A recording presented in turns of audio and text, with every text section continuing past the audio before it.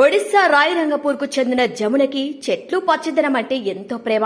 పెళ్లయ్యాక జార్ఖండ్లోని మాథుకంలోని అత్తవారింటికి మారింది.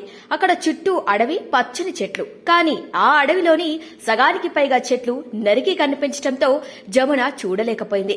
చెట్లను కాపాడాలనుకుని చెట్లను నరికితే మనకే ప్రమాదమంటూ అవగాహన కల్పించడం మొదలుపెట్టింది. కానీ ఇంట్లో వాళ్లు సహా ఎవరూ తోడు రాలేదు. అయినా ఆమె ప్రయత్నం మాత్రం ఆపలేదు.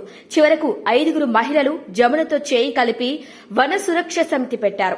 బాణాలు, కర్రలు, కత్తులు చేతపట్టి అడవికి కాపలాగా వెళ్లేవారు. నక్సల్స్, మాఫియా వాళ్లను అడ్డుకున్నారు. అప్పటికీ జమున వయసు 18 సంవత్సరాలే. ఆమెను చంపేస్తామని బెదిరించారు. అయినా వెనక్కి తగ్గలేదు. ఆ పోరాట ఫలితం వాళ్ల ఊరి అడవి బతికింది. ఆపై తన పోరాటాన్ని పక్క ఊళ్ళకి కూడా విస్తరించింది. ఇప్పుడు ఆ మహిళా సైన్యం 10,000 మందికి చేరింది.